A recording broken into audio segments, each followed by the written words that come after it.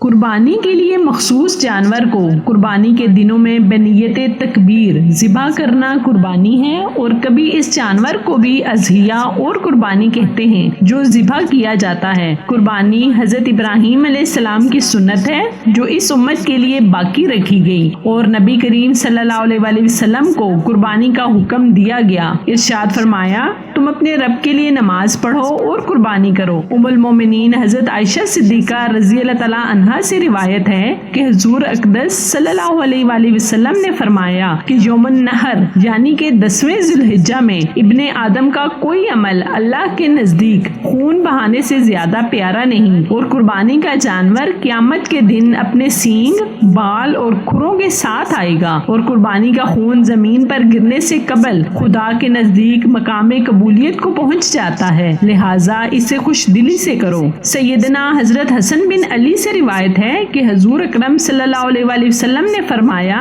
جس نے خوش دلی اور ثواب کی نیت سے قربانی کی وہ اس کے لیے آتش جہنم سے حجاب ہو جائے گی۔ حضرت ابن عباس سے روایت ہے کہ حضور صلی اللہ علیہ وآلہ وسلم نے ارشاد فرمایا کہ جو مال عید کے دن قربانی میں خرچ کیا گیا اس سے زیادہ کوئی مال پیارا نہیں۔ حضرت ابو ہریرہ راوی ہیں کہ حضور اقدس صلی اللہ علیہ وآلہ وسلم نے فرمایا، جس میں وسعت ہو اور وہ اس کے باوجود قربانی نہ کرے تو وہ ہماری عیدگاہ کے قریب بھی نہ آئے۔ ابن ماجہ نے زید بن ارقم سے روایت کی ہے کہ صحابہ نے عرض کیا، یا رسول اللہ صلی اللہ علیہ وآلہ وسلم، یہ قربانیاں کیا ہیں؟ آپ صلی اللہ علیہ وآلہ وسلم نے فرمایا، تمہارے باپ ابراہیم علیہ السلام کی سنت ہے۔ لوگوں نے عرض کیا، یا رسول اللہ صلی اللہ علیہ وآلہ وسلم، ہمارے لیے اس میں کیا ثواب ہے؟ فرمایا، ہر بال کے مقابل نیکی ہے۔ عرض کیا گیا کہ اون کا کیا حکم ہے؟ فرمایا، اون کے ہر بال کے بدلے نیکی ہے۔ صحیح بخاری میں حضرت برا رضی اللہ تعالیٰ عنہ سے مروی ہے کہ نبی کریم صلی اللہ علیہ وآلہ وسلم نے عید الاضحیٰ کے دن فرمایا، سب سے پہلے جو کام آج ہم کریں گے وہ یہ ہے کہ نماز پڑھیں، پھر اس کے بعد قربانی کریں گے۔ جس نے ایسا کیا اس نے ہمارے طریقہ کو پا لیا، اور جس نے پہلے ذبح کر لیا وہ گوشت ہے جو اس نے پہلے سے اپنے گھر والوں کے لیے تیار کر لیا، قربانی سے اسے کچھ تعلق نہیں۔ ابو بردہ رضی اللہ تعالیٰ عنہ کھڑے ہوئے اور یہ پہلے ہی ذبح کر چکے تھے، اس خیال سے کہ پڑوس کے لوگ غریب تھے، انہوں نے چاہا کہ انہیں گوشت مل جائے، اور عرض کیا، یا رسول اللہ صلی اللہ علیہ وآلہ وسلم، میرے پاس بکری کا 6 ماہ کا ایک بچہ ہے۔ فرمایا، تم اسے ذبح کر لو، اور تمہارے سوا کسی کے لیے 6 ماہ کا بچہ کفایت نہیں کرے گا۔ امام احمد حضرت برا رضی اللہ تعالیٰ عنہ سے راوی ہیں کہ حضور اقدس صلی اللہ علیہ وآلہ وسلم نے فرمایا کہ آج کے دن جو کام ہمیں پہلے کرنا ہے وہ نماز ہے، اس کے بعد قربانی کرنا ہے۔ جس نے ایسا کیا وہ ہماری سنت کو پہنچا، اور جس نے پہلے ذبح کر ڈالا وہ گوشت ہے جو اس نے اپنے گھر والوں کے لیے پہلے ہی کر لیا، نسک یعنی قربانی سے اسے کچھ تعلق نہیں۔ حضرت جابر رضی اللہ تعالیٰ عنہ سے روایت ہے کہ نبی کریم صلی اللہ علیہ وآلہ وسلم نے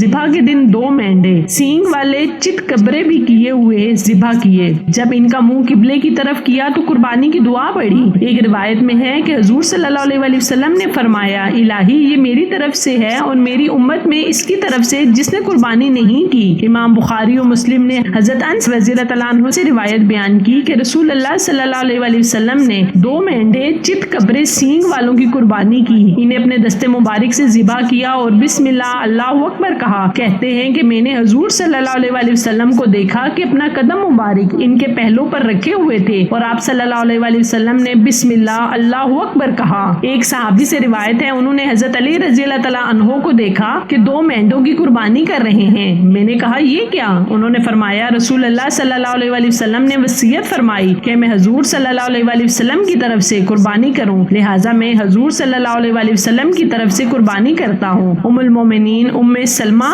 رضی اللہ تعالیٰ عنہا سے روایت ہے کہ حضور اکرم صلی اللہ علیہ وآلہ وسلم نے فرمایا، جس نے ذی الحجہ کا چاند دیکھا اور اس کا ارادہ قربانی کرنے کا ہے تو جب تک وہ قربانی نہ کرے بال اور ناخنوں سے نہ لے، یعنی نہ ترشوائے۔ حضرت عبداللہ بن مسعود سے روایت ہے کہ حضور صلی اللہ علیہ وآلہ وسلم نے فرمایا، قربانی قربانی میں گائے 7 کی طرف سے اور اونٹ 7 کی طرف سے ہے۔ حضور صلی اللہ علیہ وسلم نے فرمایا کہ بھیڑ کا جزا یعنی 6 ماہ کا بچہ سال بھر والی بکری کے قائم مقام ہے۔ امام احمد نے روایت بیان کی کہ حضور اقدس صلی اللہ علیہ وسلم نے فرمایا افضل قربانی وہ ہے جو باعتبار قیمت اعلیٰ ہو اور خوب فربا ہو۔ حضرت علی رضی اللہ تعالیٰ عنہ سے روایت ہے کہ حضور اقدس صلی اللہ علیہ وسلم نے فرمایا کہ 4 قسم کے جانور قربانی کے لیے درست نہیں: کانا جس کا کانا پن ظاہر ہو، بیار جس کی بیماری ظاہر ہو، اور لنگڑا جس کا لنگ ظاہر ہو، اور ایسا لاغر جس کی ہڈیوں میں گودا نہ ہو، اسی کی مثل۔ حضرت علی رضی اللہ تعالیٰ عنہ سے روایت ہے کہ رسول اللہ صلی اللہ علیہ وسلم نے کان کٹے ہوئے اور سینگ ٹوٹے ہوئے جانور کی قربانی سے منع فرمایا۔ حضرت علی رضی اللہ تعالیٰ عنہ سے روایت ہے کہ رسول اللہ صلی اللہ علیہ وسلم نے فرمایا کہ ہم جانوروں کے کان اور آنکھیں غور سے دیکھ لیں اور اس جانور کی قربانی نہ کریں جس کے کان کا اگلا حصہ کٹا ہوا ہو، اور نہ اس کی جس کے کان کا پچھلا حصہ کٹا ہوا ہو، نہ اس کی جس کا کان پھٹا ہوا ہو یا کان میں سوراخ ہو۔